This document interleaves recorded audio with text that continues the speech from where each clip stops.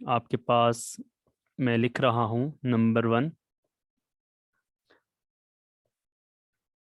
For parametric equation. आपके पास parametric equation अगर हो x equal to 8t square and second is y is equal to 2at, represent the equation.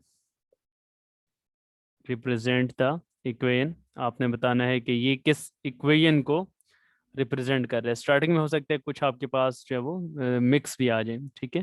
तो general equation आपको standard forms जो है वो सारों की पता होनी चाहिए। इसमें ऑप्शंस आपके पास गिवन है कि इसमें से आपके पास इक्वेशन क्या बनेगी।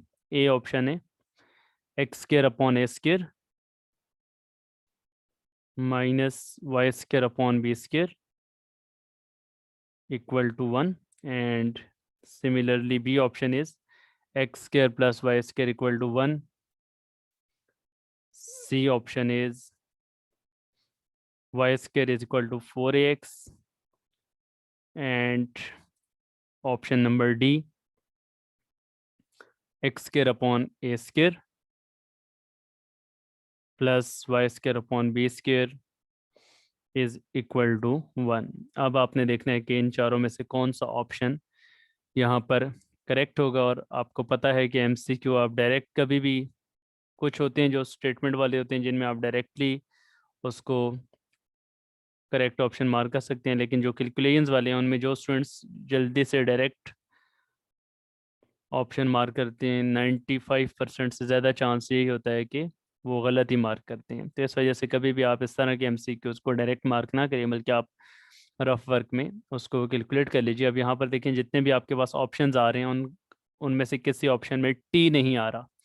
इसका मतलब है कि आपने टी को एलिमिनेट करने, ठीक है। तो टी को एलिमिनेट किस तरह से किया जा सकता है, वाई इक्वल है किसके, 2a के।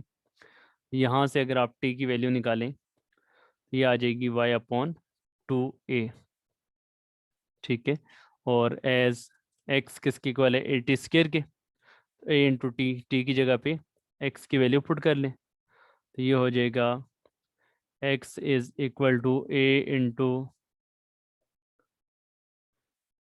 Y square upon 4a square, और ए स्क्र को आप नीचे वाले ए से कट कर दें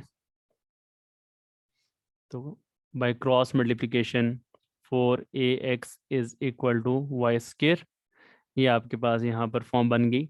तो आप ये ऑप्शन मार्क कर देंगे, option number C is correct. तो ऑप्शन नंबर सी जो है वो करेक्ट है, y square is equal to 4ax। तो और ये हम पढ़ चुके हैं। दो चीज़ें हमने डिस्कस करनी है ना रिलेटेड, ज़्यादा एमसीक्यूज आज हम इन्हीं दो से रिलेटेड डिस्कस करेंगे, सर्कल एंड पैराबोला। पैराबोला और सर्कल को हम दोनों को डिस्कस कर चुके हुए हैं।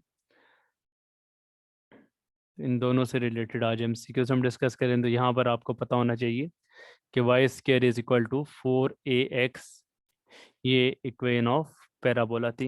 इक्वेशन ऑफ पैराबोला हमने डिस्कस की थी, और इसकी जो शेप होती है वो आपके पास इस फॉर्म में होती है।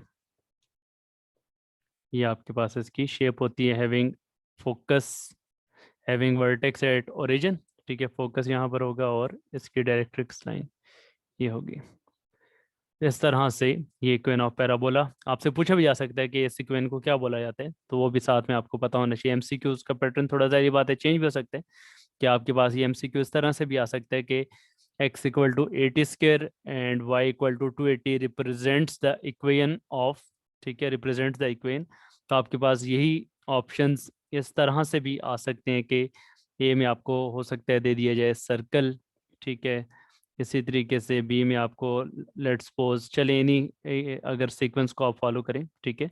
तो फर्स्ट वाली जनरल इक्वेशन है किसकी, हाइपरबोला की, ठीक है। ए में आपको पूछ लिया जाए कि हाइपरबोला, ठीक है। इसी तरीके से बी में पूछ लिया जाए सर्कल, ठीक है, क्योंकि ये सर्कल की इक्वेशन है। सी में आपसे पूछ लिया जाए पैराबोला, और इसी तरह से डी में ऑप्शन में आपको कह दिया जाए एलिप्स। तो फिर आपको पता होना चाहिए कि स्टैंडर्ड फॉर्म्स जो हैं वो क्या हैं। तो ये Y square equal to 4ax, ये स्टैंडर्ड फॉर्म है पैराबोला की। तो आप इसी ऑप्शन को मार्क करेंगे तो स्टेटमेंट आपके पास वही होगी, लेकिन ऑप्शंस इस तरह से भी आ सकते हैं। जी सेकंड एमसीक्यू में आपने सिर्फ सिंपल बताना है, इक्वेशन ऑफ सर्कल आपको दी हुई है, ठीक है। इक्वेशन ऑफ सर्कल आपको पता है उसकी जो जनरल फॉर्म है, x square plus y square plus 2gx, x square plus y square plus 2gx plus 2fy plus c equal to 0, has radius, इसका रेडियस आपसे पूछा गया है, और options are under root g square plus f square minus c, under root g square plus f square minus c, g square plus f square minus c. Text message में आप इसका answer बताइएगा। C option is g square plus f square, and D option is minus g minus f. तो equation of circle has radius, इन चारों में से आपने बताना है कि इसमें से रेडियस जो है वो कौन सा है, विच ऑप्शन इज करेक्ट। जी हाँ, जी स्क्र प्लस एफ स्क्र, हाँ इसमें एक करेक्शन कर लीजिए, ये स्क्र रूट जो है वो इस कंप्लीट के ऊपर है, ठीक है। Root g square plus f square minus c. तो इन में से आपने बताना है कि रेडियस कौन सा वाला है। तो हमने पढ़ा सर्कल का, जी बिल्कुल आपने सही बताया। जी सर्कल का जो रेडियस हमने पढ़ा था, वो हमने पढ़ा था कि under root g square plus f square minus c is the radius of the circle. ये रेडियस हमने पढ़ा था कि रेडियस की ये इक्वेशन होती है। So option number A is correct. Next number 3 MCQ, third one, a line date touches the curve, a line date touches the curve,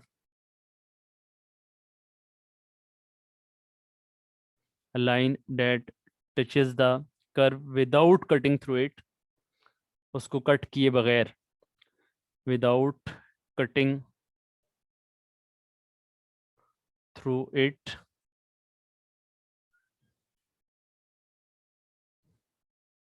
is called, उसको क्या बोला जाता है। Option number A option is tangent, B option is secant, C option is radius, and D option is normal. जी तो a line that touches the curve without cutting through it is called, जी जो उसको कट किए बगैर गुजर के जाती है, ठीक है। तो हमें पता है that line is known as, जी आप ऑप्शन बताएंगे। That line is known as, जी इसके बारे में हम पढ़ चुके हैं, सर्कल में भी हमने पढ़ा, ठीक है। सर्कल में बल्कि हमने इसको डिटेल से पढ़ा, जो उसको कट किए बगैर जो है वो जाती है। For example you have this circle, ठीक है।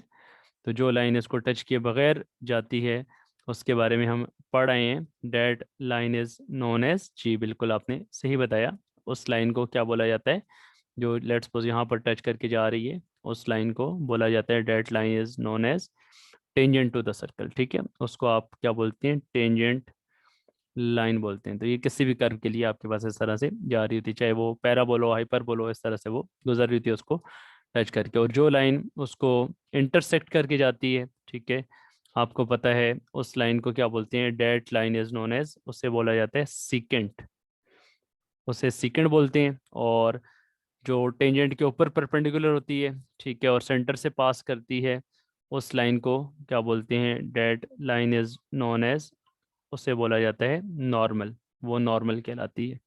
और सर्कल के से सेंटर से एंड पॉइंट तक का जो डिस्टेंस होता है उसे आपको पता होना चाहिए, that is known as radius, उसे रेडियस बोलते हैं। तो यहाँ पर करेक्ट ऑप्शन आपके पास आ रहा है option number A option is correct. इसे क्या बोला जाता है, टेंजेंट बोला जाता है। जी नेक्स्ट MCQ नंबर 4, ये देखें इस तरह के MCQs आपके एग्जाम्स में भी आते हैं और एंट्री टेस्ट में भी आते हैं, ठीक है। तो बेसिकली यहाँ पर ये MCQs आपको करवाने का दो मकसद हैं, एक आपके एग्जाम्स की प्रिपरेशन और दूसरा आगे जो एंट्री टेस्ट में आप बच्चों ने अपियर होना है उसमें आपको पता होना चाहिए कि MCQs किस तरह से आते हैं। और ये कॉनिक सेक्शन बहुत इंपॉर्टेंट सेक्शन है, इसमें बहुत सारे स्टूडेंट्स हैं वो इसको स्किप कर देते हैं, ठीक है। और MCQs बहुत सारे आपके एंट्री टेस्ट के अंदर इस चैप्टर में से बने होते हैं, तो इसको आपने बहुत अच्छे तरीके से करना है। ऑप्शन MCQ नंबर 4 है the point of parabola which is closest to the focus, ठीक है। द पॉइंट ऑफ पैराबोला, अब पैराबोला की हम बात कर रहे हैं तो दोनों को साइड बाय साइड हम लेकर चल रहे हैं, सर्कल और parabola. The point of parabola, ठीक है, पैराबोला का वो point which is closest to the focus, which is closest to the focus, जो कि फोकस से करीब तरीन होता है, is the vertex of the is the vertex of the dash. Options are circle, option B parabola, option number C ellipse, and option number D hyperbola. आपने बताना है कि इनमें से कौन सा ऑप्शन करेक्ट है। तो बहुत ही आसान MCQ के पॉइंट किसका ले रहे हैं, पैराबोला का ले रहे हैं, ठीक है। और आप फोकस किसका ले रहे हैं, वो भी ज़ाहिर बात है पैराबोला का ले रहे हैं, ठीक है। The point which is closest to the focus, ठीक है, वो पॉइंट जो कि फोकस से करीब तरीन होता है, ठीक है। और वो आपको पता है कौन सा कहलाता है पॉइंट, यहाँ पर अगर फोकस है तो करीब तरीन आपके पास ये पॉइंट वर्टेक्स होगा, ठीक है। तो ये आपके पास यहाँ पर डायरेक्ट्रिक्स लाइन है, फोकस से करीब तरीन जो पॉइंट है वर्टेक्स ऑफ, ज़ाहिर बात है जिस फिगर की बात हो रही है तो उसी फिगर का वो आपके पास वर्टेक्स होगा ना। तो पैराबोला की बात हो रही है तो दिस मीन कि वो वर्टेक्स भी किसका होगा, पैराबोला का ही होगा। तो the point of parabola which is closest to the focus is the vertex of the parabola, ठीक है। तो वो वर्टेक्स भी किसका कहलाएगा, पैराबोला का ही कहलाएगा, क्योंकि बात ही जो है वो पैराबोला की हो रही है। इसी तरीके से नंबर 5 उसकी स्टेटमेंट है आपके पास 5th MCQ की, वर्टेक्स ऑफ पैराबोला। इसमें आपसे पूछा गया है वर्टेक्स ऑफ पैराबोला, जो पैराबोला का वर्टेक्स है, ठीक है, y-2 का whole square is equal to 10 into x plus 3। आपने बताना है कि इसका वर्टेक्स क्या होगा।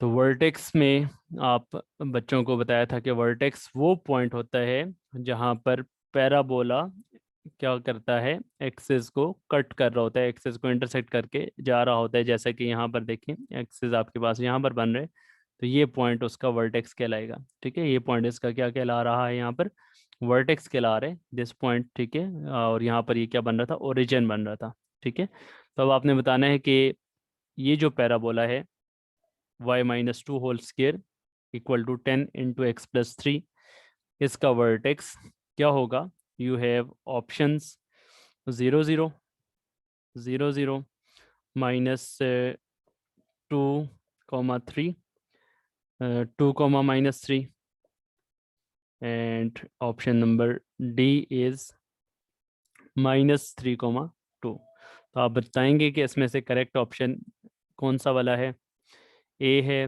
बी है, सी है या डी है। तो उसमें बहुत ही आसान मेथड ये है कि आप इसमें कंपेयर कर लें इसको स्टैंडर्ड फॉर्म के साथ, ठीक है।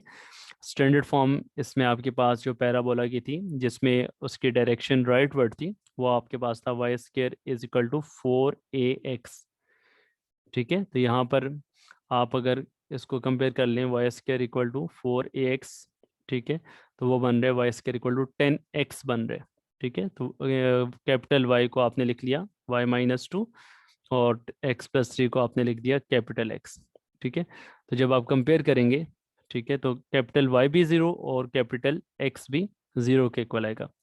यहाँ से आप उसका वर्टेक्स क्या कर लेंगे, फाइंड कर लेंगे।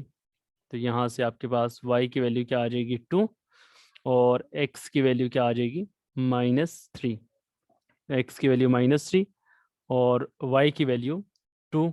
This point is -3, 2 is the vertex of parabola. ठीक है, हाँ बिल्कुल, आपने भी मैसेज में भी सही बताया जी। डी ऑप्शन इज करेक्ट कि आपके पास डी पॉइंट, डी जो है वो पार्ट, डी जो आपके पास ऑप्शन है, यही इसका क्या बन रहा है, वर्टेक्स बन रहा है। तो जब भी आपने वर्टेक्स क्या करना हो, फाइंड करना हो, तो उसको आपने इस तरह से स्टैंडर्ड फॉर्म के साथ कंपेयर कर लेना। ये स्टैंडर्ड फॉर्म देखें, बेसिकली आपके पास है क्या, दिस इज आपके पास, या ये वाली फॉर्म अगर आप देखें तो y-0 का स्क्वायर, यहाँ पर वर्टेक्स ओरिजिन पे होता है, 4a × x-0। ठीक है, तो यहाँ पर ओरिजिन पे, लेकिन अगर आपके पास यहाँ पर कुछ सब्ट्रैक्ट हो रहा हो y में से, कुछ आपके पास ऐड में सब्ट्रैक्ट या ऐड हो रहा हो, तो इसका मतलब है फिर वर्टेक्स ओरिजिन पे नहीं होगा, बल्कि वहां से आप उसको =0 पुट करके आप x और y की वैल्यू क्या करेंगे, फाइंड करेंगे। जो यहाँ पर आपके पास क्या आ रही है, 2 आ रही है और -3 आ रही है। ठीक है, तो इस तरह से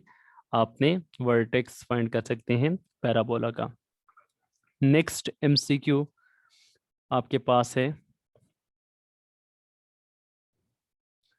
जी, you have next MCQ number 6।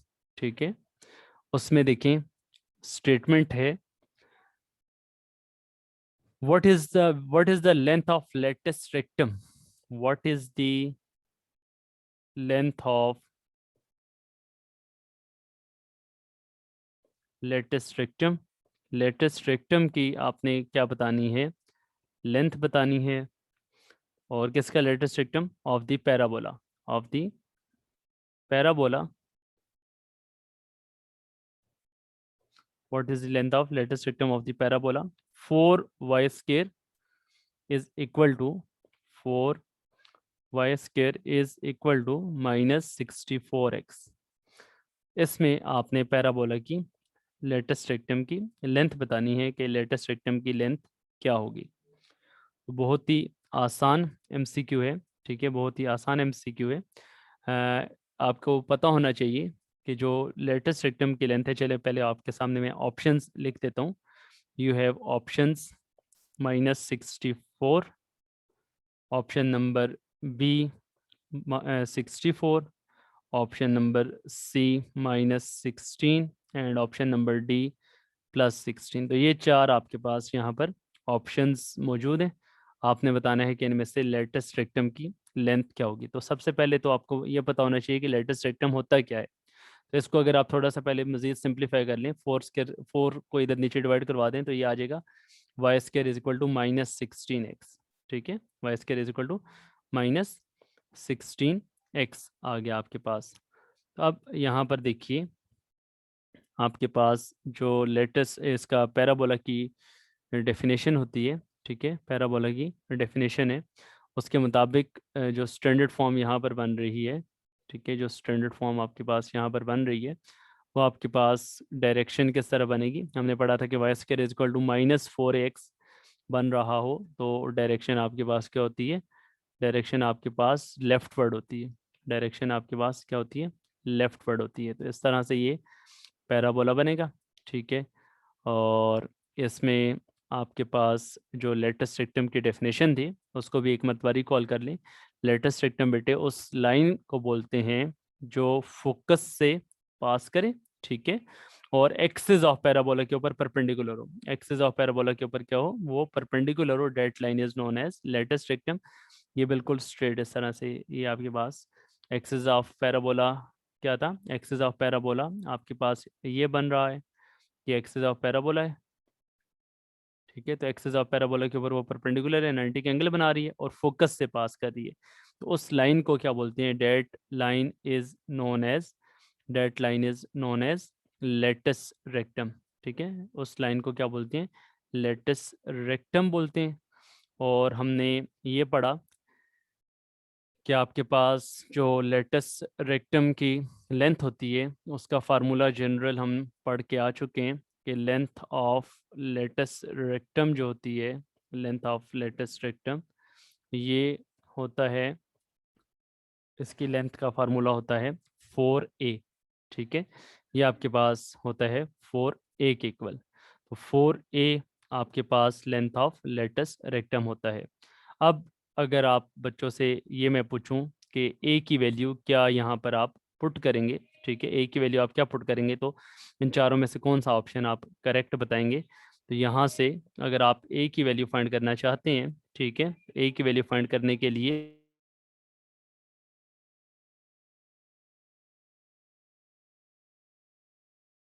जी, ए की वैल्यू फाइंड करने के लिए आप इसको किस फॉर्म के साथ कंपेयर कर लेंगे, आप इसको कंपेयर कर लेंगे y square is equal to -4ax, ठीक है।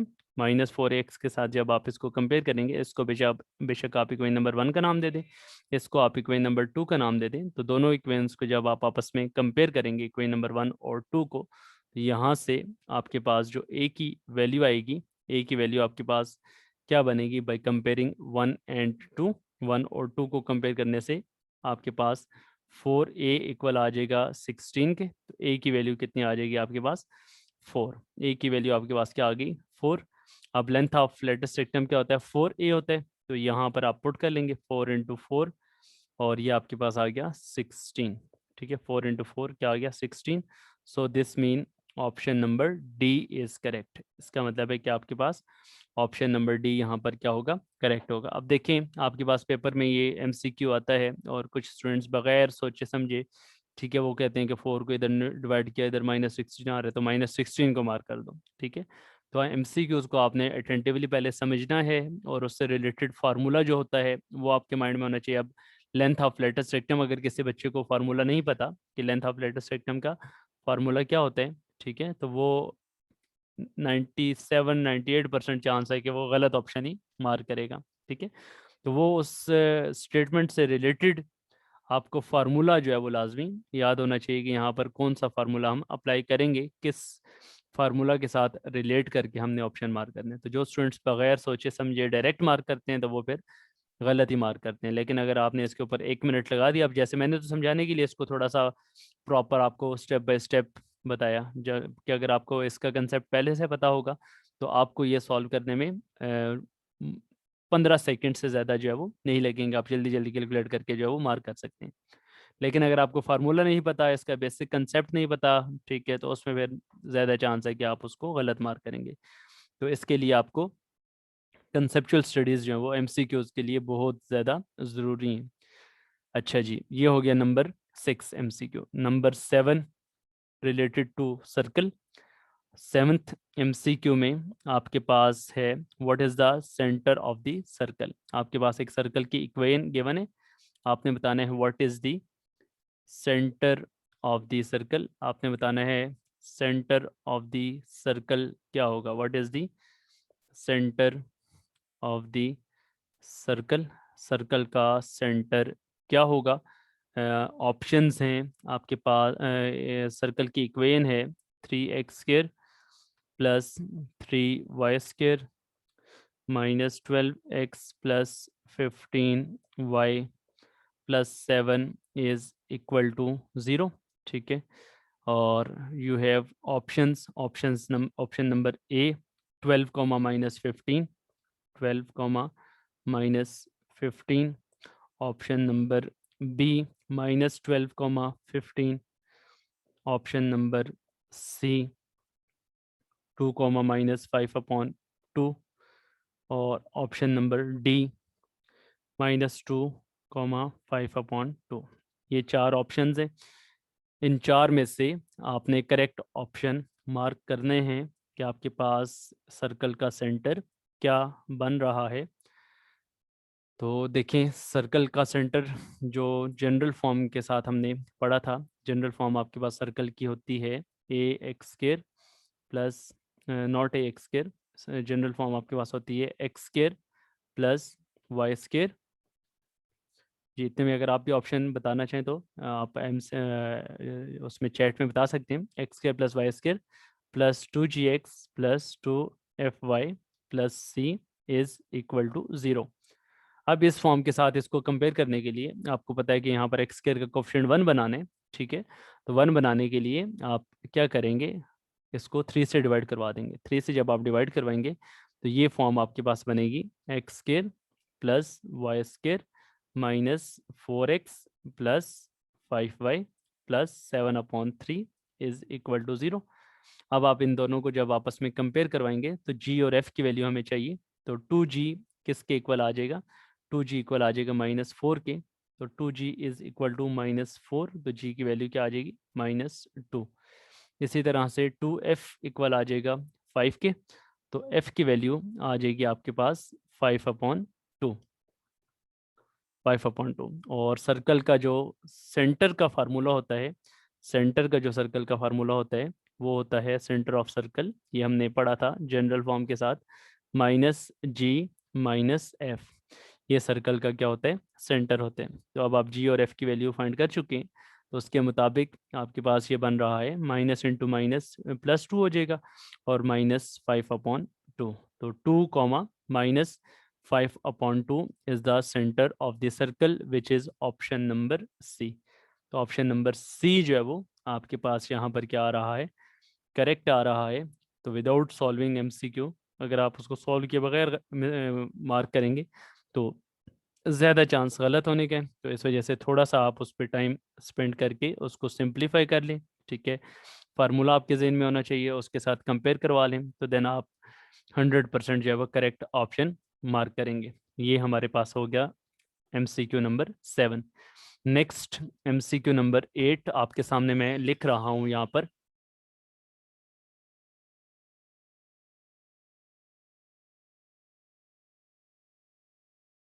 उसकी स्टेटमेंट आपके पास ये है, MCQ नंबर 8 की स्टेटमेंट आपके पास लिखी हुई है, द पॉइंट, एक पॉइंट आपके पास दिया हुआ है, the point P x, y, उसके कोऑर्डिनेट्स हैं वो क्या हैं, x, y हैं, उसके बारे में आपने बताना है लाइज आउटसाइड द सर्कल, ठीक है।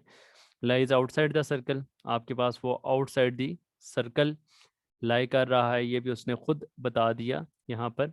और सर्कल की इक्वेशन आपके पास जो है वो है x² plus y² plus 2gx plus 2fy plus c is equal to 0 if.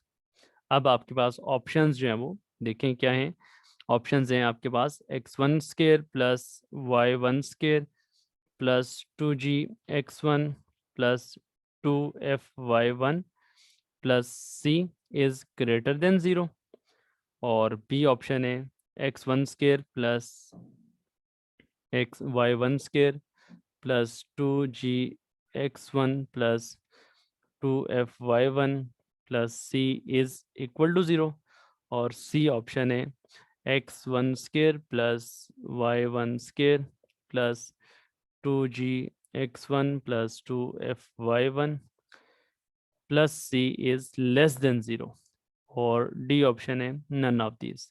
तो आपने बताना है कि इसमें से कौन सा ऑप्शन यहाँ पर क्या आ रहा है, करेक्ट आ रहा है, कौन सा ऑप्शन आपके पास यहाँ पर दुरुस्त होगा। तो 3 चीज़ें आपने याद रखनी है कि जब भी कोई पॉइंट पुट किया जाए सर्कल की इक्वेशन में, और सर्कल की ये जनरल फॉर्म है x² plus y² plus 2gx plus 2fy plus c is equal to 0, इसमें जब आप पुट करेंगे सर्कल की इक्वेशन में, तो अगर आपके पास आंसर 0 से बड़ा है, आंसर 0 से बड़ा है, तो वो पॉइंट सर्कल से बाहर लाई करेगा, आउटसाइड द सर्कल, ठीक है, आउटसाइड द सर्कल लाई करेगा। और अगर वो सर्कल के वो 0 के इक्वल आ जाए, ठीक है, तो वो सर्कल की बाउंड्री पे लाई करेगा ऑन दिस सर्कल, ठीक है, वो सर्कल की बाउंड्री पे लाई करेगा ऑन दिस सर्कल। और अगर वो लेस देन 0 आ जाए, ठीक है, 0 से छोटा आ जाए, तो इसका मतलब है कि वो सर्कल के अंदर लाई करेगा, इनसाइड द सर्कल, वो सर्कल के अंदर लाई कर रहा होगा, ये उसके पास, उसके आपके पास तीसरी कंडीशन आ जाएगी। तो अब यहाँ पर देखें आपके पास पूछा गया कि लाइज आउटसाइड द सर्कल, ठीक है, तो आउटसाइड द सर्कल के लिए आपके पास 0 से बड़ा आना चाहिए, तो ऑप्शन नंबर ए जो है वो आपका दुरुस्त होगा, ऑप्शन नंबर ए जो है वो आपका यहाँ पर करेक्ट होगा। ये आपने फिर इस तरह से मार्क करना है। तो ये स्टूडेंट्स हमने इसके कुछ MCQs जो है वो आज डिस्कस कर लिए, ठीक है। बाकी इंशाल्लाह कल हम इसको आगे कंटिन्यू करेंगे, और हमने जो है वो एलिप्स और हाइपरबोला के बारे में भी स्टडी करना है। तो इंशाल्लाह कल की क्लास में फिर आप स्टूडेंट्स से मुलाकात होगी। आज की सेशन हम यहाँ पर एंड कर रहे हैं। अल्लाह पाक आप सबको अपने ज़माने में रखे। नेक्स्ट क्लास तक के लिए अल्लाह हाफिज़।